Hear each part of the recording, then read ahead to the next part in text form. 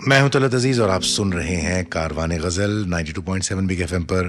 कल गुलजार साहब की सालगिरह है और सालगिरह पर हम उनको तहे दिल से मुबारकबाद देते हैं। और इसी मौके पर हमने जो उनसे चंद महीनों पहले बातचीत की थी, मैंने जो बातचीत की थी, एक्सक्लूसिव इंटरव्यू गुलजार साहब ने मुझे दिया था, उसके कुछ हिस्से आपको मैं सुनाना चाहूंगा। तो हमने उनसे पूछा कि पहली गजल कब छपी, तो उन्हीं की जबानी, उन्हीं की आवाज में हम सुनते हैं। तो सुनिए। मैंने उरूज नहीं सीखे थे।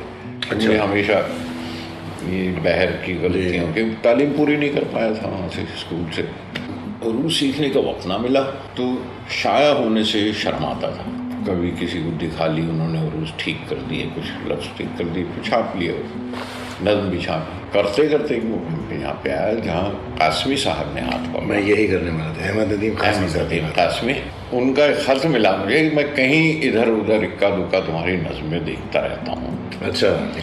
हिंदुस्तान से आने वाले 2-3 शायरों से कहा कि उसका पता बताओ मुझे, तो किसी ने भेजा नहीं। तो इकबाड़िया साहब कोई वहाँ से आ रहे थे लाहौर से, उनके हाथ उन्होंने वो खत भेजा कि अगर ये खत में पहुँच जाए तो इस पे मुझे लिखो। अच्छा। मैं उन्हें बाबा कहता हूँ जी। तो बाबा ने फिर मुझसे नज़में मंगवाई और मैंने उनसे कहा इसमें उरूज मैंने नहीं सीखे। कहेंगे भूल जाओ वरना सिर्फ उरूज लिखते रहोगे, नज़्म नहीं कहोगे। तो उन्होंने पहली बार गोशा छापा। तो मेरी उर्दू की जो पहली किताब छपी वो पाकिस्तान से छपी। अच्छा जी हाँ, उर्दू में जब नज़्मों की किताब छपी तो वहाँ उसका उन्वान पुखराज, चांद पुखराज का पूरा नाम था, चांद पुखराज। तो वो वहाँ से छपी। बाबा से कौन बात करे, बाबा कासमी साहब भी हो गया था, अहमद नदीम कासमी साहब। लेकिन जब यहाँ का जिक्र करूँ कि गज़ल ऐसी कोई ज़बान हिंदुस्तान की नहीं है जो बड़ी ज़बान है जिसमें गज़ल न कही गई जी। मतलब पंजाबी में भी कही गई है, मराठी में भी कही गई है, गुजराती में भी कही है, बंगला में भी कही गई है, और उड़िया में भी गज़ल कही गई है।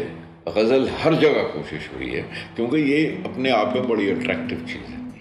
और वो ये कहीं ना कहीं चैलेंज देती है शायर को कि आप शायर हो, अच्छा गज़ल ये शेर कह के दिखाओ। और या वो सुनते हैं तो उन्हें लगता है कि ये फॉर्म बड़ी कमाल की। जो मेजर ज़बानें हैं सब में गज़ल लिखी गई है, तमिल में भी लिखी गई, मलयालम जी हाँ पढ़ी है, मतलब सुनी है, इस तरह के मतलब फॉर्म समझ में आती है। सबसे जो बिल्कुल उर्दू का अंदाज और लहजा है और मुशायरे भी उसी तरह से होते हैं और उसी तरह पढ़ जाते हैं, वो गुजराती है।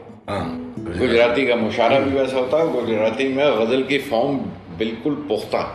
वली दक्कनी कहाँ के थे जी, हाँ, गुजरात से उनका ताल्लुक, तो ये उधर ही कैसे माइग्रेट कर गया, गज़ल कैसे माइग्रेट कर गई। बहरहाल गज़ल गुजराती में अब भी उसी तरह लिखी जाती है। उनके मुशायरे का ढंग भी बिल्कुल वही। हमारी बातचीत के दौरान गुलजार साहब ने गालिब का एक शेर पढ़ा और उसका उन्होंने ऐसा इंटरप्रिटेशन दिया कि शायद मैंने कभी किसी से ये नहीं सुना वाकई। और मैं खुद सोचता रह गया कि क्या ज़बरदस्त इंटरप्रिटेशन है, कैसा उन्होंने एक्सप्लेन किया। आप उन्हीं की ज़बान सुने, लेकिन थोड़ी देर बाद याद रखिएगा। और अगर किसी वजह से आप आज का शो मिस कर गए या आप पूरा नहीं सुन पाए, अगले शनिचर आप इसको कैच कर सकते हैं सेम टाइम 9 बजे, रात के 9 बजे 9 to 11 अगले सैटरडे यानी कि शनिचर। आप सुन रहे हैं तलत अजीज को कारवाने गजल में 92.7 बिग एफएम पर और मेरी बातचीत जारी है नन अदर देन गुलजार साहब के साथ। गजलों का काफिला चल निकला है, साथ चलिए और सुनते रहिए कारवाने गजल तलत अजीज के साथ, सिर्फ 92.7 बिग एफएम पर।